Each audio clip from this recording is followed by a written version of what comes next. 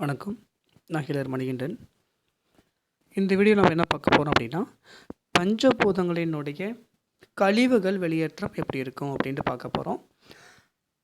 நம்ம பார்த்துருக்கோம், பஞ்சபூதங்கள் 5 இருக்குது. நெருப்பு, நிலம், காற்று, நீர், ஆகாயம் அப்படின்ட்டு பார்த்துருக்கோம்.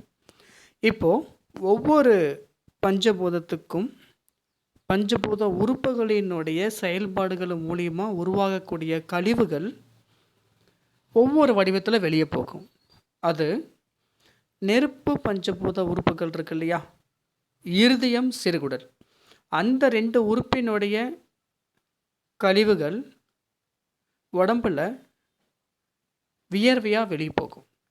இருதயத்தினுடைய சிறுகுடலுடைய உறுப்புகள் இயக்கத்தின் மூலிமா ஏற்படக்கூடிய கெட்ட விஷயங்கள், கெட்ட சக்திகள் வியர்வை மூலிமா வெளியேற்றப்படும்.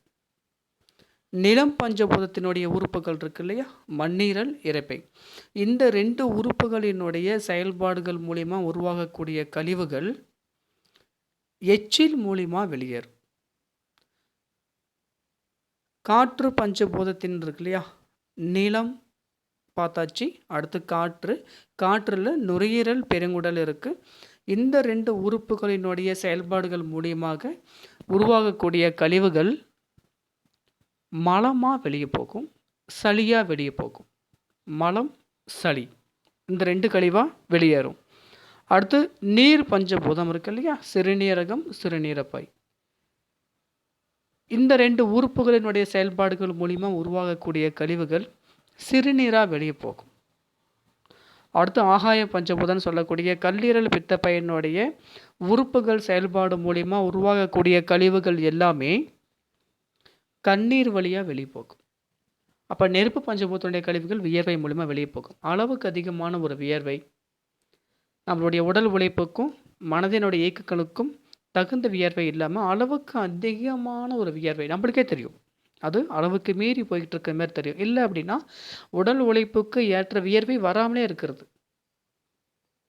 ஸோ பனிக்காலங்களில், குளிர்காலங்களில் பெரும்பாலும் வியர்வை இருக்காது, குறைவாக இருக்கும். ஸோ அந்தமாரி இங்கே ஒப்பிட்டு பார்த்து குழப்பத்தை ஏற்படுத்திக்க வேண்டாம்.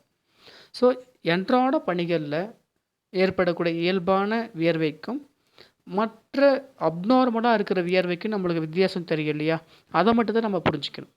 நில பஞ்சபூத கழிவுகள் எச்சில்னு சொன்னோம். தூங்கும்போது எச்சில் வடிக்கும் சிலருக்கு வாயில் எச்சில் அதிகமாக சுரந்துக்கிட்டே இருக்கும், பேசும்போது எச்சில் தெருக்கும், உதடுகளுடைய ஓரத்தில் எச்சில் நிற்கும் பேசும் பொழுது. இந்தமாரி அளவுக்கு அதிகமான உமிழ்நீர் கழிவாக மாறும்போது எச்சிலாக மாறும். அதாவது நில பஞ்சபூத உறுப்பான மண்ணீரல், இரைப்பையினுடைய பலவீனம் தான் அதுக்கு அர்த்தம், அதுதான் காரணம்.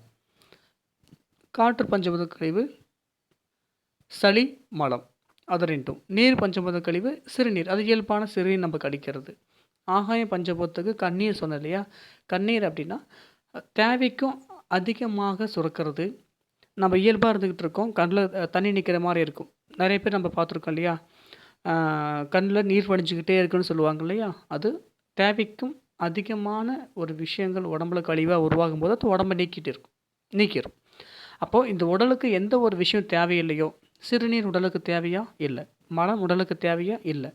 அப்போது உடம்புக்கு தேவையில்லாத ஒரு விஷயம் உடலால் உள்ளே வச்சிருக்கிறது, அது ஆபத்துன்னு தெரிஞ்சு உடம்பை விட்டு வெளியேற்றும். அதுக்கு பேர் தான் நம்ம கழிவுகள் அப்படின்னு சொல்கிறோம். இந்த கழிவுகள் எல்லாமே உடம்பில் இருந்து நீங்க வேண்டிய விஷயங்கள். இந்த கழிவு உடம்பை விட்டு நீங்கினா தான் அந்த உடல் ஆரோக்கியமாக இருக்கும். அப்போது இந்த கழிவுகள் நீக்க வேண்டிய வேலையை உடலினுடைய எதிர்ப்பாற்றல் செய்யும். இந்த எதிர்ப்பாற்றல் வலுவாக இருக்கணும் அப்படின்னா நம்ம சாப்பிட்ற உணவு, குடிக்கிற தண்ணி, நம்மளுடைய மனநிலை, தூக்கம், ஓய்வு, இந்த விஷயங்களை சரியாக வச்சுக்கும் பொழுது உடலினுடைய கெட்ட கழிவுகள் எல்லாமே வெளியேறி உடம்புல நோய் அப்படிங்கிற விஷயம் இல்லாமல் நம்மள ஆரோக்கியமாக இது பார்த்துக்கும். நன்றி.